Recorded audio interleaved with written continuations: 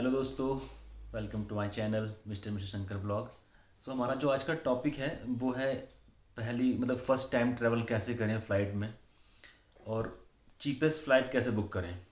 Okay. तो ये video मैं इसलिए बना रहा हूँ क्योंकि जब पहली बार हम लोगों ने ट्रैवल किया था, जब मैंने ट्रैवल किया था, इन दोनों ट्रैवल किया था, तो हम लोगों को भी काफ़ी ज़्यादा ऑकवर्ड भी फील हो रहा था कि कैसे करें, क्या चीज़ें करें, और थोड़ा कन्फ्यूज़न भी हो रहा था काफ़ी जगह पर। तो मुझे लगा कि बहुत सारे लोग हैं ऐसे अभी भी जिन्होंने ट्रैवल नहीं किया होगा, तो उन लोगों के लिए शायद ये वीडियो हेल्पफुल रहे। कुछ हमारा जो एक्सपीरियंस है वो उन लोगों के लिए हेल्पफुल रहे। तो आज का ब्लॉग शुरू करते हैं फ़्लाइट बुकिंग से। तो फ़्लाइट बुक करने के बहुत सारे ऑप्शंस हैं, वेबसाइट्स हैं, make my trip, go I be go, और मुझे जितनी फ़्लाइट्स हैं, Vistara, jet Airways, Indigo, spice jet, जो ही डोमेस्टिक का नाम बता रहा हूँ, और एयर इंडिया, और इंटरनेशनल में तो मल्टीपल हैं। तो आप उनकी वेबसाइट से भी बुक कर सकते हैं, प्लस इंडिया में आप मेक माई ट्रिप, गिव, गो आई बी के थ्रू बुक कर सकते हैं। लेकिन यहाँ पे जो प्राइस मिलते हैं ना, वो मुझे लगता है वो चीपेस्ट नहीं दिखाता है। तो चीपेस्ट फ़्लाइट बुक करने के लिए आपको sky scanner website go through करनी पड़ेगी। स्काई स्कैनर वेबसाइट मैंने कई बार ट्राई की है, हम लोग उससे कई बार फ़्लाइट बुक कर चुके हैं। तो आपको क्या करना होगा, आपको स्काई स्कैनर वेबसाइट पर जाना होगा। मैं साथ साथ इसके कुछ शॉर्ट्स भी आपको दिखा दूंगा। स्काई स्कैनर वेबसाइट पर जाना होगा, वहाँ पे आपको अपनी डिटेल फिल करनी होंगी। उसके बाद वो आपको सेम जो आप डालेंगे टाइमिंग और ड्यूरेशन, जो जो भी आपकी डेस्टिनेशन होगी, उसके मल्टीपल ऑप्शन दिखा देगा कि गोवा गो पे इतने की दिखा रहा है, मेक माई ट्रिप पे इतने की दिखा रहा है, इस वेबसाइट पे इतने की दिखा रहा है। जो चीपेस्ट वेबसाइट होगी वो आपको उसका दिखा देगा टॉप में। आप उसके थ्रू आपको मल्टीपल जगह ढूंढने की जरूरत नहीं पड़ेगी। आप एक ही वेबसाइट से आप ढूंढ सकते हैं कि चीपेस्ट आपको प्राइस कहाँ मिल रहा है। ठीक है। उसके बाद आपने, मान लीजिए आपने फ़्लाइट टिकट बुक कर ली, फ़्लाइट में आप चेक कीजिए कि आपको लगेज में कितना केजी मिला है, कैबिन बैग में कितना केजी मिला है ना, और फूड वगैरह का क्या अलाउंस है उसके अंदर। नॉर्मली जो फ़्लाइट्स हैं वो 7 केजी देती हैं कैबिन में, जो आप हैंड बैग के थ्रू ले सकते हैं अपने साथ। और लगेज जो आपसे एयरपोर्ट पे ले लिया जाता है और आपको वहाँ पर प्रोवाइड करा जाता है जहाँ आपकी आपकी डेस्टिनेशन होती है, उसमें 25 केजी तक दिया जाता है। 25 केजी काफ़ी होता है, काफ़ी सारा सामान, एक बड़ा बैग भी आराम से 25 केजी के अंडर ही आता है। वो आप वहाँ पर आपको वेट करके दिखा देते हैं। तो आपने फ़्लाइट बुक कर ली। फ़्लाइट बुक करके अब आपको जाना है, मान लीजिए आपकी फ़्लाइट है। उसके बाद उससे पहले वेब चेक इन एक ऑप्शन होता है। वेब चेक इन में क्या होता है, आप 48 आवर पहले, 48 घंटे पहले आप वेब चेक इन कर सकते हैं। वेब चेक इन में क्या होता है, आप कंफर्म हो जाते हैं कि हाँ आप फ़्लाइट बोर्ड करने वाले हैं। उसमें आपको बोर्डिंग पास आपको मिल जाता है वेब चेक इन करने पर।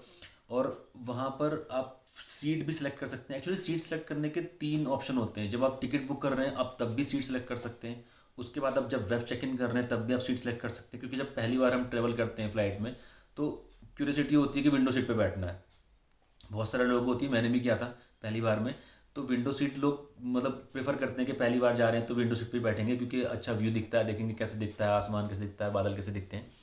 तो आप कर सकते हैं। लेकिन आप जब फ़्लाइट बुक कर रहे होते हैं तो मैक्सिमम जो एयरवेज एयरलाइंस हैं उनका पेड होता है सीट बुक करने का ऑप्शन। वेब चेक इन में भी पेड होता है मैक्सिमम टाइम पे। बहुत कम ऐसा होता है कि आपको फ्री में सीट चूज़ करने का ऑप्शन मिल जाता है। लेकिन जब आप एयरपोर्ट पे चेक इन करते हैं, वहाँ पर जो फ्लाइट अटेंडेंट होते हैं, जो आपसे आपका लगेज लेते हैं, आपको बोर्डिंग पास देते हैं, वहाँ पर अगर आप सीट बुक करते हैं तो वहाँ पे आपको फ्री ऑफ कॉस्ट मिलता है। वहाँ पे आपको कुछ पे करने की ज़रूरत नहीं पड़ती है। वहाँ पे आप फ्री में फ़्लाइट की सीट अपनी अपनी चॉइस के अकॉर्डिंग बुक कर सकते हैं। लेकिन हाँ, वहाँ पे एक 1% का चांस ये होता है कि अगर फ़्लाइट ऑलरेडी फिल हो चुकी है, लोगों ने बुक कर ली है, तो आपको वही ऑप्शन, वही सीट मिलेगी जो आपके लिए अवेलेबल है। डोमेस्टिक में आपको 2 घंटे पहले पहुंचना होता है।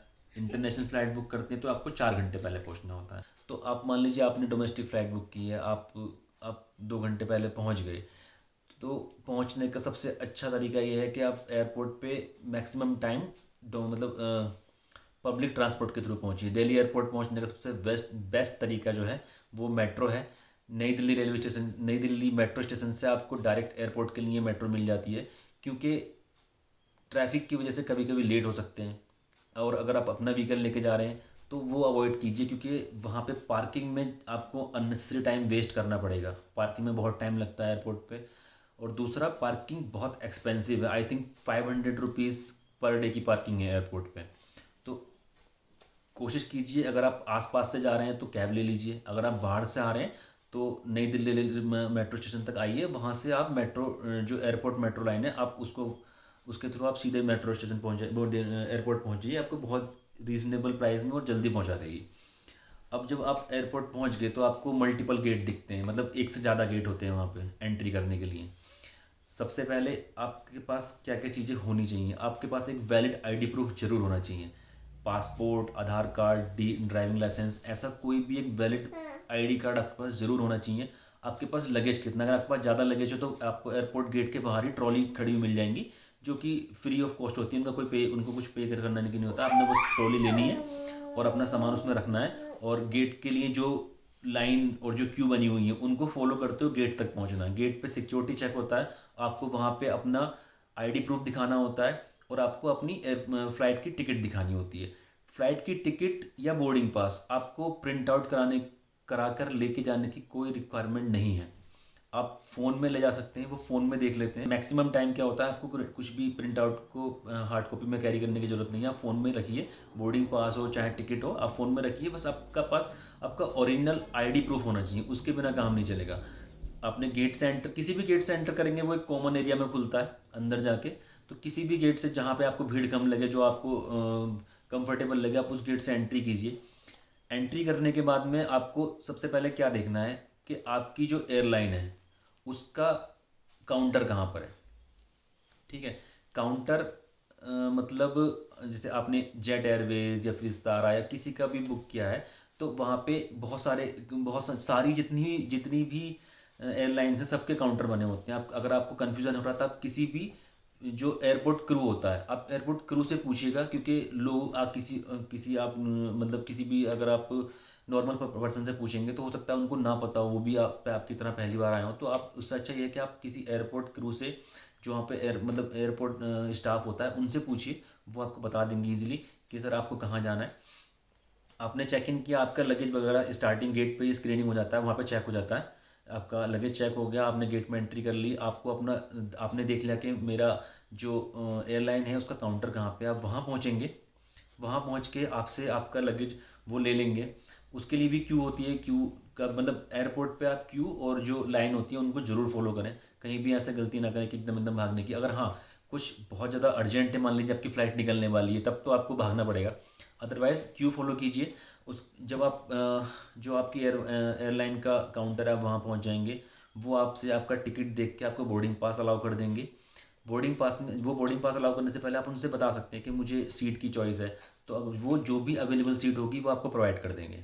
अदरवाइज़ जो रैंडम सीट आपको मिलेगी आपको वो उस पर बैठना होगा।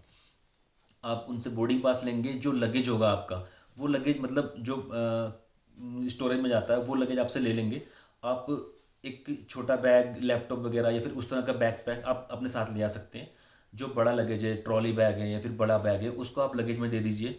वहाँ पे वो आपको एक कैप दे देते हैं, उस पर लगा के टैग देते हैं, वो टैग अपने साथ रखिएगा, क्योंकि जब आप अपनी डेस्टिनेशन पहुँचेंगे, जब आपकी फ़्लाइट लैंड करेगी तो उस टैग के थ्रू आपको आपका लगेज मिल जाएगा।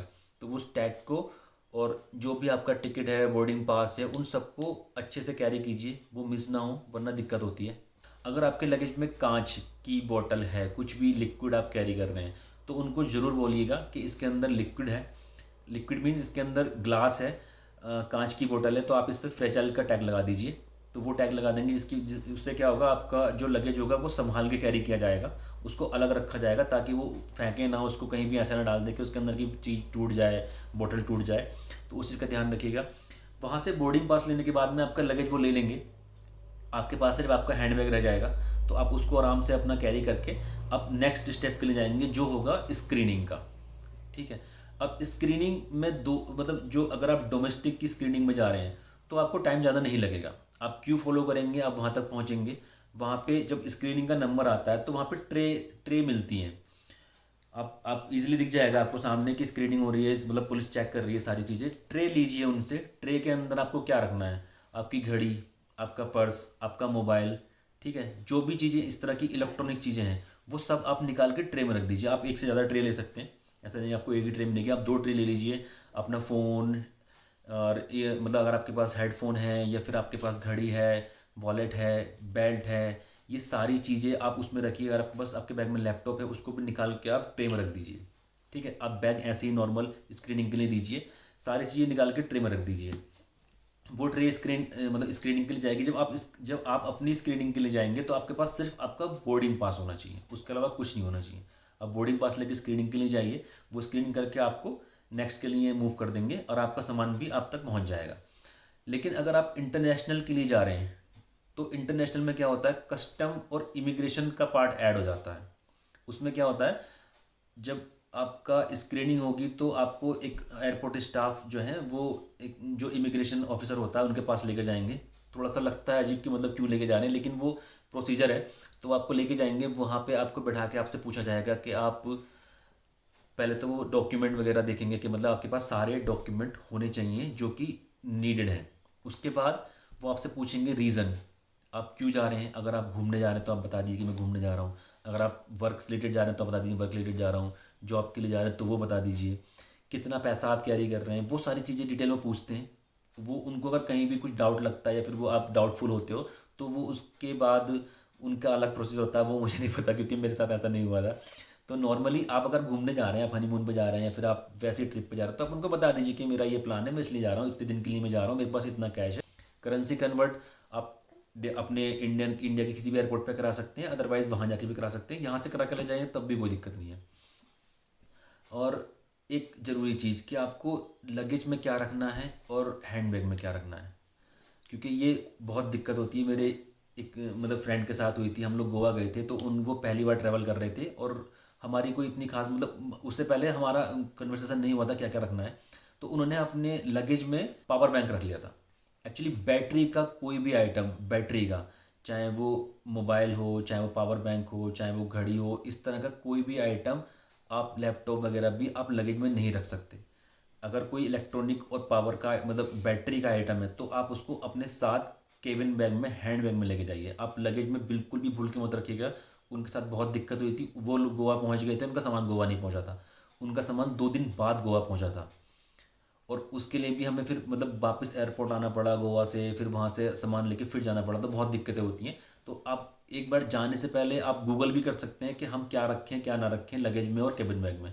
तो सिंपल है, आप बैटरी का कोई भी आइटम केबिन बैग में ना रख सॉरी लगेज में ना रखें, केबिन बैग में रखें। अगर आप दिल्ली एयरपोर्ट से ट्रैवल कर रहे हैं तो दिल्ली एयरपोर्ट पे गेट बहुत सारे हैं, मतलब फ़्लाइट के गेट बहुत सारे हैं। आपको सिक्योरिटी चेक के बाद में शायद 20 से 25 मिनट तक लग जाते हैं अपने मतलब जो फ़्लाइट का गेट है वहाँ तक पहुँचने के लिए। तो इतना मार्जिन रखें, क्योंकि जब आप सिक्योरिटी चेक कर लेते हैं तो उसके बाद शुरू होता है उनका कॉम्प्लेक्स एरिया, शॉपिंग एरिया, जहाँ पे आपको ड्यूटी फ्री आइटम मिलते हैं, जिसमें आपको पूरा मतलब फूड कोर्ट, अगर आपको भूख लग रही है वहाँ पे फूड कोर्ट अवेलेबल है, आप आराम से खा सकते हैं। अगर आपको शॉपिंग करनी है, पूरा शॉपिंग कॉम्प्लेक्स वहाँ पे अवेलेबल है, आप शॉपिंग कर सकते हैं, कुछ भी आप परचेस कर सकते हैं, खा सकते हैं, रेस्ट कर सकते हैं, आराम कर सकते हैं। लेकिन उन सब में इतना टाइम का मार्जिन रखिए कि आपको अपने गेट तक पहुँचना है और टाइम से पहले फ़्लाइट को बोर्ड करना है, क्योंकि लास्ट जब आपका जो बोर्डिंग होता है उससे पहले पहले आपको वहाँ पहुँचना ही पहुँचना होता है। टाइमिंग का बहुत ध्यान रखिएगा, क्योंकि अगर आप पहली बार बोर्ड कर रहे हैं तो आपको पूछ पूछ के जाना होगा कि ये गेट कहाँ पर है, ये गेट कहाँ पर है। वहाँ पर पहुँच जाइए, वहाँ पहुँच कर आराम से रेस्ट कर लीजिए। उसके बाद में जब आप वहाँ पे फ़्लाइट अटेंडेंट आ जाएंगे, वो बता देंगे कि फ़्लाइट बोर्ड होने वाली है, वो आपके बोर्डिंग पास ले लेके आपको भेजते रहेंगे। सबसे पहले जाते हैं बिजनेस क्लास वाले, उसके बाद आते हैं नॉर्मल क्लास वाले। तो ये रही सारी डिटेल जो आपको पहली बार बोर्ड करने में, फ़्लाइट बुक करने में और फ़्लाइट के तक जाने में, एयरपोर्ट जाने में हेल्प करेंगी। अगर आपको लगता है कुछ रह रहा है, कुछ आपको पूछना है, तो आप कमेंट सेक्शन में पूछ सकते हैं, मैं बिल्कुल आंसर करूँगा। उसके अलावा यहाँ तक देखने के लिए thank you so much, and do like, share and comment and subscribe the channel. Thank you guys, bye, take care.